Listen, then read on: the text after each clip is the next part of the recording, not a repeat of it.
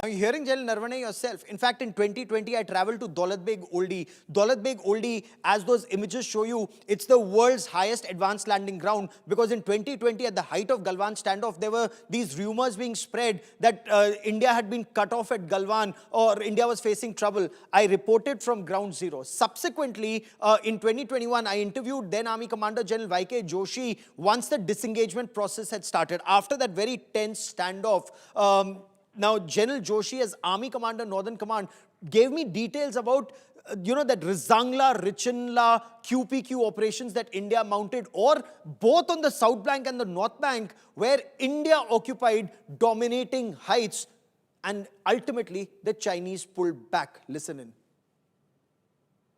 If we were to talk about what's happening on the South Bank of Pangong, so we are told it's a brilliant operation, and give us some details about how you planned that operation on the night of 29th and 30th of August to occupy the Kailash ranges.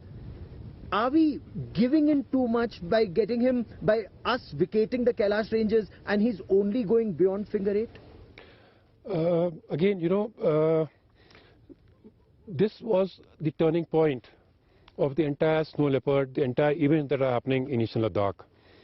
Prior to 29th and 30th of August, 5 Corps Commander level flag meetings had been held, and we were going nowhere. So I got directions from my chief that we need to, create some leverage so that then we can exert pressure on the PLA, and then, get the negotiations into a favorable position. And once these operations were, conducted, we were able to totally surprise the PLA on the Rizangla-Chinla complex, on the South Bank, and even on the North Bank, where we occupied areas which are dominating the entire PLA deployment on the area of Finger 4 and in the area behind Finger 4 as well, right up to Finger 8.